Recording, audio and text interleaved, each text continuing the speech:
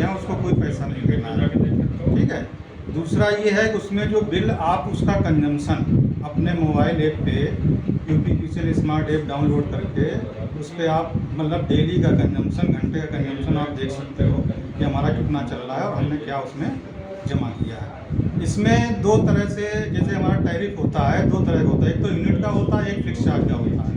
तो ये जो पर डे आपका यूनिट काटेगा उसमें यूनिट का कंजम्पशन भी होगा और आपका जो फिक्स चार्ज होगा, जैसे मान लीजिए आपका घरेलू देहात का है तो उसका 90 रुपया पर किलोवाट, अगर 1 किलोवाट है तो 90 रुपये के हिसाब से 90 में आपका 30 से डिवाइड कर लीजिए, 3 रुपया पर डे उसको काटेगा और जो आप यूनिट कंज्यूम करोगे उसका रहेगा।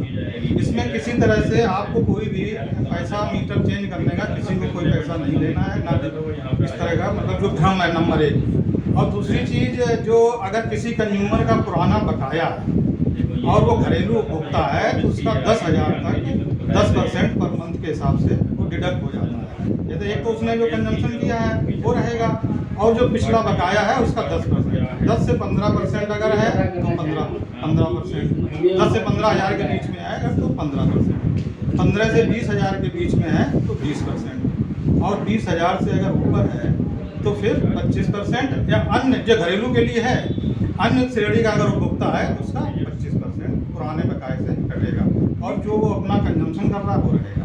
सर, लोगों का, जनता का आरोप है कि स्मार्ट मीटर आने से हम लोगों की बिल बढ़ गई है और लेकिन संशोधन नहीं हो पा रहा है। कभी कभी हम लोग जाते हैं संशोधन कराने तो लोग कहते हैं कि आप इतना जाकर जमा कर दीजिएगा, आपका जो संशोधन किया गया है जब इतना धन दिखाएगा तब आप जमा करिएगा। इसके बाद कितने लोग इंतजार करते रहेगा लेकिन अभी तक शो नहीं किया, इस पर क्या करें? नहीं, देखिए, अगर बिल में किसी को कोई दिक्कत है तो आप अधिशासी अभियंता और उपखंड अधिकारी से अपना बिल सही करा सकते हैं।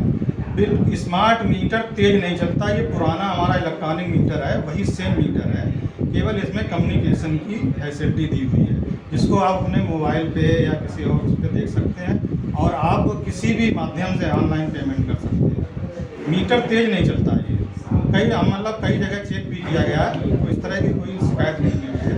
बिल से संबंधित अगर कोई शिकायत है तो आप डिवीजन में या सब डिवीजन में दे करके वहाँ पर संशोधन करा सकते हैं। सर, एक आरोप महिलाओं ने लगाया था, अभी प्रदर्शन किया था कि हम लोग मजदूरी करते हैं, हर माह हम लोग महीने पर नहीं बिल जमा कर पाते तो हम लोग का ऊपर से कनेक्शन कट जाता है, इस पर क्या कहेंगे? देखिए, निगेटिव बैलेंस पे कनेक्शन कटता है। अभी सरकार ने एक फैसिलिटी दी हुई है, 1 किलोवाट तक के जो भी उपभोक्ता है घरेलू 30 दिन तक उनका कनेक्शन नहीं कटेगा।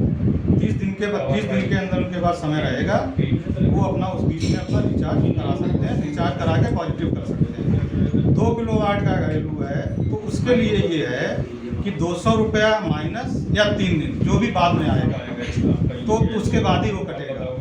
तो 200 रुपये माइनस होगा या 3 दिन जो भी बाद में आएगा। जैसे मान लीजिए किसी कंजम्पशन कम है और 200 रुपये माइनस उसका 6 दिन में आया तो वो 6 दिन बाद कटेगा। ये मतलब दो सुविधा दी गई है, तो ऐसा नहीं है तुरंत। और दूसरी चीज़ ये है कि आपको हर 4-5 मैसेज मिलेंगे 30% माइनस, जब आप रिचार्ज कराओगे तब आएगा, 30% बैलेंस बचेगा तब आएगा, 10% बैलेंस जब 0 हो जाएगा। और दूसरी चीज़, आपके छुट्टियों में या संडे है उस दिनों में ही नहीं कटेगा, कोई त्यौहार है उसमें नहीं कटेगा कनेक्शन, रात में नहीं कटेगा। इस तरह की सुविधाएं दी गई हैं, तो ये भ्रम मतलब जनता को थोड़ा निकालना पड़ेगा अपने मन।